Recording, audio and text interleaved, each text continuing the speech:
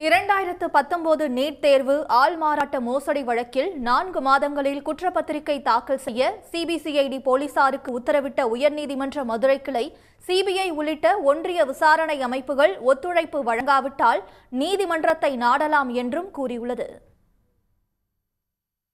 2019 நடைபெற்ற நீட் தேர்வில் சென்னையை சேர்ந்த மாணவர் ஆள்மாறாட்டம் செய்து தேனி அரசு மருத்துவக் கல்லூரியில் சேர்ந்தது தெரியவந்துள்ளது.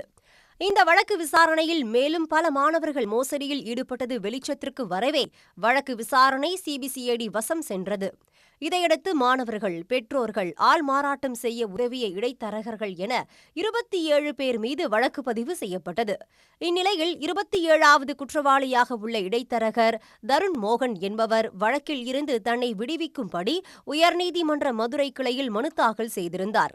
இந்த வழக்கு விசாரணை நீதிபதி புகழேந்தி அமர்வு முன்பு விசாரணைக்கு வந்தது. அப்போது சிபிசிஐடி தரப்பில் ஆஜரான அரசின் கூடுதல் குற்றவியல் வழக்கறிஞர் செந்தில்குமார், இந்த வழக்கில் குற்றவாளிகள் பல்வேறு மாநிலங்களில் உள்ளதாகவும் தேசிய தேர்வு முகமை, சிபிஐ ஆகிய ஒன்றிய அமைப்புகளிடம் உதவி கேட்கப்பட்டுள்ளதாகவும் தெரிவித்தார்.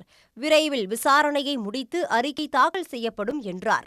இதனை பதிவு செய்து கொண்ட நீதிபதி, குற்றவாளிகளை கண்டறிய சிபிசிஐடிக்கு தேவைப்படும் ஆவணங்களை தேசிய தேர்வு முகமை, சிபிஐ உள்ளிட்ட ஒன்றிய விசாரணை அமைப்புகள் வழங்க வேண்டும் என்று உத்தரவிட்டார். அவ்வாறு ஒத்துழைப்பு தராவிட்டால் நீதிமன்றத்தை சிபிசிஐடி அணுகலாம் என்று தெரிவித்த நீதிபதி மனுவை தள்ளுபடி செய்து உத்தரவிட்டார்.